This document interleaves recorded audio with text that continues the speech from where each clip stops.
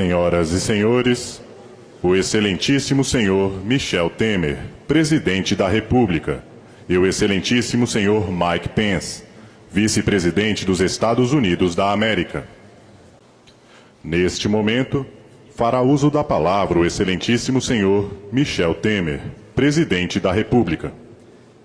Eu quero inicialmente dizer que é uma satisfação contar com a presença do vice-presidente Mike Pence, aqui em Brasília.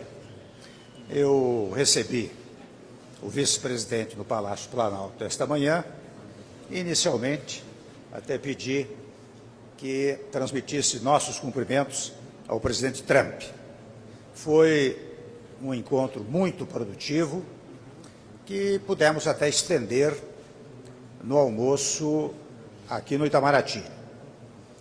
O Brasil e os Estados Unidos têm relações históricas, dinâmicas e maduras. Relações que trazem a marca do respeito mútuo, do diálogo e da amizade. Como lembrava há pouco o senhor vice-presidente, nossas sociedades compartilham valores. O apego à democracia e às liberdades individuais é vínculo que nos une ao longo do tempo. Somos, na verdade, as maiores democracias da América. Não por acaso, é antiga e intensa a interação entre brasileiros e americanos. É forte, por outro lado, o intercâmbio cultural e acadêmico. Nossos pesquisadores trabalham juntos e se apreciam. São muitos os turistas de lado a lado. Nossos empresários e investidores se conhecem bem e gostam de atuar em parceria. Aliás, os números das relações Brasil-Estados Unidos são eloquentes. Nosso comércio chegou, no ano passado, a mais de 51 bilhões de dólares. E os Estados Unidos são o principal destino dos produtos industrializados brasileiros. O vice-presidente Pence até tomou a iniciativa de suscitar a questão do aço e do alumínio. E nós concordamos, naturalmente, em seguir trabalhando para eliminar barreiras ao comércio entre os nossos países. Os investimentos dos Estados Unidos no Brasil são volumosos, mais de 100 bilhões de dólares. Os do Brasil nos Estados Unidos também são significativos e crescentes. Em 20 anos, aumentaram mais de 10 vezes. Aliás, segundo investimentos brasileiros nos Estados Unidos, lá esses investimentos criam cerca de 100 ou mais de 100 mil empregos. Essa é a sólida base sobre a qual os governos nossos devemos trabalhar. E é o que temos feito. Também na relação com os Estados Unidos, a hora é de avançar. Nos últimos meses, trabalhamos para aprovar no Congresso Nacional e promulgamos acordos há muito assinados, como o do uso pacífico do espaço exterior, o da Previdência Social, que alcançará praticamente 1 milhão de brasileiros que vivem nos Estados Unidos, e os transportes aéreos, chamados céus abertos, que, aliás, promulguei precisamente no dia de hoje. Também assinamos 2 novos acordos na área de defesa e estabelecemos mecanismo de diálogo sobre a indústria de defesa. Inauguramos o Foro Permanente sobre Segurança Pública e queremos cooperar sempre mais na luta contra o crime organizado. E eu registro que levantei com o vice-presidente Pence a questão dos menores brasileiros que se encontram separados de seus pais nos Estados Unidos. Disse que se trata de questão extremamente sensível para a sociedade e o governo brasileiros. Pedi, por isso mesmo, sua especial atenção para assegurar a rápida reunião das famílias.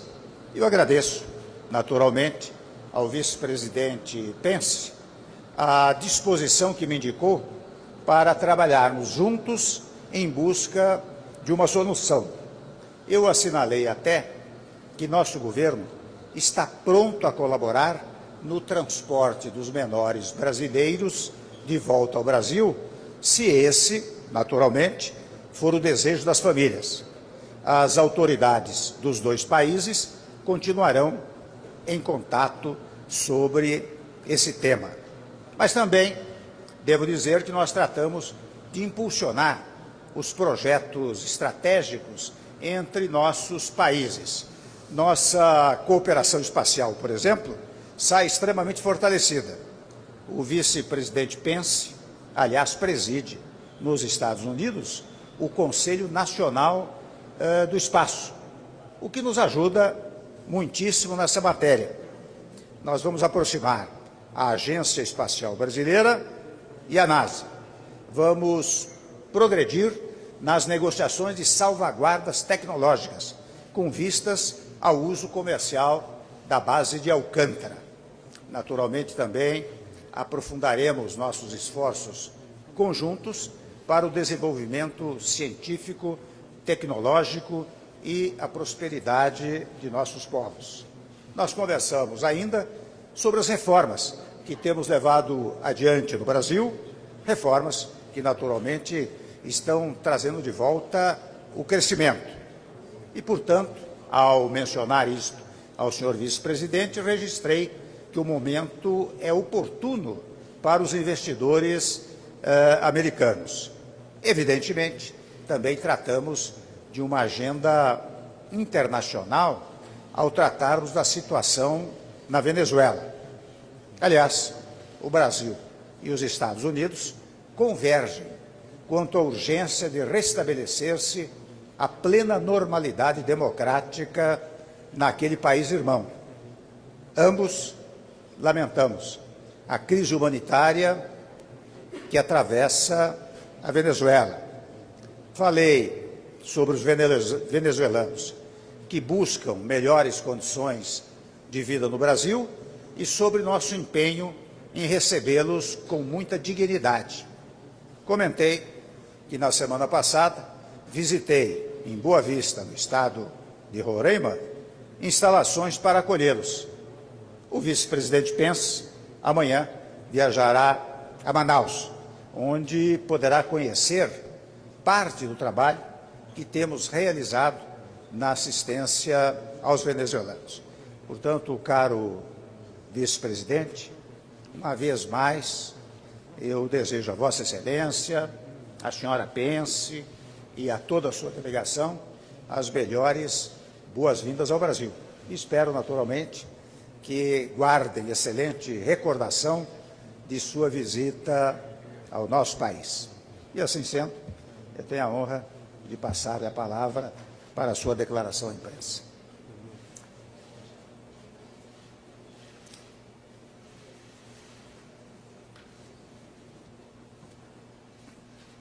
Well, thank you, President Temer. Thank you for that warm welcome. And boa tarde. It's a privilege to meet you in New York City, along with President Trump, and have the opportunity to be here in your remarkable country is a great, great honor for me and for my wife. And a particular joy on our first, but not our last, visit to Brazil. It is a privilege to be here in this extraordinary country, with its vast geography, rich culture, and heritage of faith and freedom. And I recognize, Mr. President, this is a special moment in your nation's history. Brazil's economy is growing again. Brazil's democracy is vibrant and will hold national elections this October. And Brazil is addressing the critical issues that we face in the region as a true leader in this Western Hemisphere that we all call home. And I must say it is especially exciting to be here in the midst of the World Cup. You can literally feel the excitement in the air in Brazil. The world will be watching Brazil tomorrow in your final group match. So let me just say, good luck to the Seleção. And as I get started, as I did earlier today, allow me to bring greetings from the President of the United States of America, President Donald Trump. The President asked me to be here to reaffirm the strong bond and strategic partnership between the United States of America and the Federated Republic of Brazil. The United States and Brazil are bound together by our past and by our democratic principles. The United States was the first nation in the world to recognize Brazil's independence nearly 200 years ago. Today, we are the two largest economies and the two largest democracies in the Americas. And as we look toward the future, our strategic partnership is ripe with opportunity. And I believe we have an unprecedented opening to advance prosperity, security, and freedom for our peoples and across the Western Hemisphere. It all, of course, begins with prosperity. In the United States, President Trump has taken decisive action to strengthen our economy. And since our election in 2016, we've seen more than 3.4 million new jobs created. Companies are investing in America again. And after 8 years of slow growth below 2%, the American economy grew by nearly 3% last year, and we're just getting started. And Mr. President, you've advocated a reform agenda here in Brazil that includes capping government spending, unshackling your labor markets, and opening your energy sector. You've called for these policies even in the face of recession and economic hardship, because you knew, the people of Brazil knew, that they would improve Brazil's economy and international competitiveness. And so they have. We are truly grateful for your leadership. And as the United States grows and Brazil grows, we grow together. Last year, our two-way trade stood at nearly $100 billion. And while we have a robust trading relationship, as you and I discussed earlier, more work could be done to lower trade barriers and unlock the potential of our massive economies, and we look forward to that dialogue with Brazil in the days ahead. Today, I'm also pleased to announce that we will issue an agreement to improve cooperation between the United States and Brazil in space, as you discussed, Mr. President. As the chairman of our National Space Council in this new era of American leadership in space, let me personally commend Brazil for being the first nation in Latin America to partner with the United States in such a comprehensive and strategic way, and we look forward to building on this partnership in ways that will advance new technologies, create new jobs, and expand our reach in the heavens. As we both know, as important as jobs and growth are, and innovation, security is the foundation of our prosperity. And our working relationship for our mutual security is strong. With the second largest military in the Western Hemisphere, the defense partnership between the United States and Brazil has benefited us both for many decades, promoting the safety of our people and the stability of the region. Last month, the United States and Brazil launched the first ever permanent security forum to integrate all elements of our law enforcement operations, and we will continue to confront the challenges facing security and stability across this region together. There is one specific threat to our collective security that we spoke of today and I'd like to address. The ongoing collapse of one of our neighbors, Venezuela. Once one of the wealthiest countries in the Western Hemisphere, Venezuela is now essentially a failed state. Once rich, Venezuela is now poor. Once free, Venezuela is now oppressed. And Venezuela is not merely imploding, it is unraveling, sending shockwaves rippling across the wider region. Venezuela's collapse is creating a humanitarian crisis, leading to widespread deprivation, the denial of basic services, and starvation. And it's spurred the largest cross-border mass exodus in the history of our hemisphere. More than 2 million Venezuelans have abandoned their homeland, giving drug cartels and human traffickers even new opportunities to engage in their deadly trade and exploit vulnerable families. Tomorrow, as you mentioned, Mr. President, Karen and I will be visiting Venezuelans in a shelter in Manaus. To meet this crisis, the United States is proud to support, in the fashion of more than $20 million, efforts to come alongside Venezuelans who fled their homes. This is in addition to the more than $40 million that we've given to support humanitarian efforts across the region. And today, Mr. President, I'm pleased to announce that the United States will provide additional support of nearly $10 million to Venezuelan migrants, more than $1 million that will go directly to Brazil as you address this ongoing crisis. Mr. President, let me say thank you. Thank you for supporting the more than 50,000 Venezuelans who have fled to Brazil to escape the deprivation and the tyranny that has beset their homeland. Thank you for your leadership in standing up to the Maduro regime and for your partnership in the cause of democracy in that land with the United States. To pressure the Maduro regime and to restore democracy, the United States has issued unprecedented sanctions against the Maduro regime. We welcome the European Union's decision just yesterday to sanction 11 additional members of the regime, and we're especially grateful for Brazil's strong support of economic sanctions. And we commend Brazil's leadership in isolating the regime in Caracas.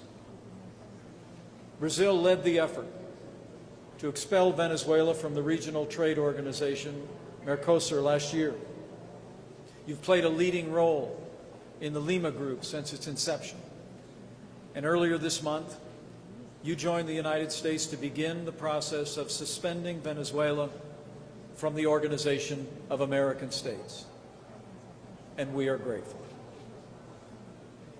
But now is the time for even stronger action. And today, the United States calls on Brazil and all freedom-loving nations across our hemisphere to take further steps to isolate the Maduro regime. In doing this, know that you will continue to have a steadfast partner in America. Our conviction is clear. Our resolve, and the resolve of our President, is unwavering. As long as Maduro denies democracy and basic rights to his people, Venezuela will continue to crumble, and the Venezuelan people will continue to suffer. He has destroyed his nation's democracy and built a brutal dictatorship. He has imprisoned political opponents and waged a campaign of violence and intimidation. He's impoverished an entire nation and cut off the most vulnerable from life-saving humanitarian aid. And as Nicolas Maduro boasts to the world of Venezuela's success, the Venezuelan people suffer, starve, and flee. As President Trump has made clear, the United States will not stand idly by as Venezuela crumbles. The United States will continue to stand with the good people of Venezuela, and we will continue to stand with Brazil and all of our partners across the region and the world to hold Nicolas Maduro and his government accountable. Venezuela deserves better. The Venezuelan people deserve to reclaim their birthright of liberdade. Mr. President, as we discussed, we believe ours was always destined to be a hemisphere of freedom. And just as we stand with the good people of Venezuela, we must also stand together to ensure that the people of every country in our region have the ability to flourish and be secure in their own homelands. Sadly, in recent days, a flood of migrants from Central America have been entering the United States illegally.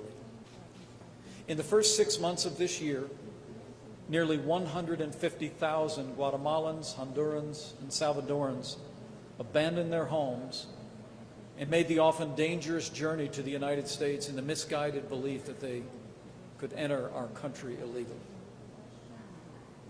And to all the nations of this region, let me say with great respect, just as the United States respects your borders and your sovereignty, we insist that you respect ours. As President Trump has said, if you don't have borders, you don't have a country. And under our president's leadership, we're investing in our border security as never before. We're increasing enforcement and prosecutions. We've begun construction on our new southern border wall. We've enacted the largest investment in border security in nearly a decade, and we're hiring more personnel to enforce our laws. And Congress is working to close the loopholes that too often serve as a magnet to vulnerable families. President Trump is also taking action to keep families together while we enforce our laws and secure our border. And President Temer, as you and I discussed, we're working to reunite families, including Brazilian families who've been caught up in this wave of illegal immigration. And we will continue to work closely with your government to see that that happens. But let me be clear on this point. The United States of America is the most welcoming home for immigrants in human history. My own grandfather sailed past the Statue of Liberty before arriving at Ellis Island. And in the last year alone, our country welcomed more than 1.1 million legal immigrants to our country and our communities. The United States is proud of this legacy. We're proud to be a nation of laws and a nation with recognized and respected borders as well. We also want the people of our hemisphere to have a chance to build a better life for themselves in the land of their birth. That's why under President Trump, the United States is renewing our commitment to address the root causes behind the crisis that we face. At this moment, the United States has invested significant resources already to help Guatemala, Honduras, and El Salvador stop the flow of drugs and cripple the criminal syndicates that plague the region. Our Coast Guard is intercepting drug runners on the open seas. Our support enabled Costa Rica and Panama to seize more than 107 million metric tons of cocaine last year alone, significantly more than the year before. And across Central America, in conjunction with our regional partners, we're bringing criminals and gang members to justice as never before. And the American taxpayer, demonstrating the compassion of our people, has also devoted more than $2.6 billion over the last 4 years to help Guatemala, Honduras, and El Salvador rebuild their economies and strengthen the rule of law in their nations. And there have been good results. We've actually seen the creation of nearly 3,000 jobs through economic assistance in those countries.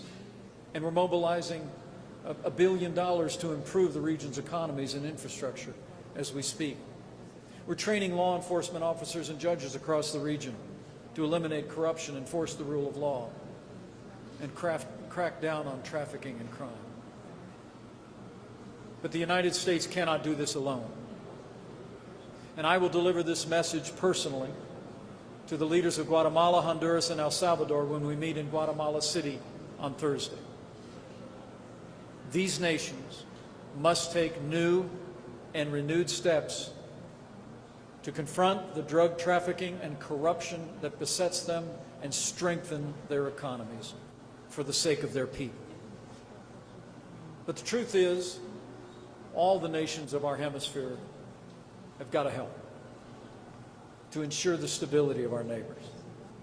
And so today, on behalf of the United States, I say to our strong ally here in Brazil, and to all the freedom-loving nations across the Americas, the time has come to do more. And lastly, to the people of Central America, I have a message for you, straight from my heart, and straight from the heart of the American people. You are our neighbors. We want you and your nations to prosper and thrive across Central America.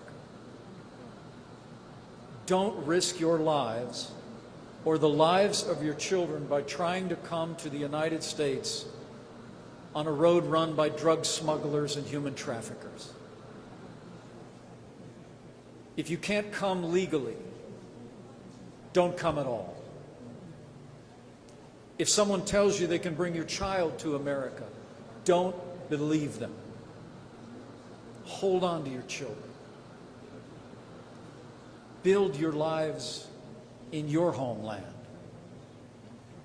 And be confident that your neighbors in the United States and across this new world are all working together to ensure a brighter future for all of the nations of this hemisphere.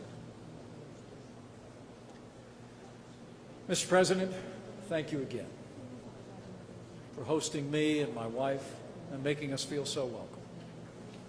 As I prepare to leave, I do so with renewed confidence that the United States and Brazil will achieve great and groundbreaking progress in the days ahead for our mutual security, for our prosperity,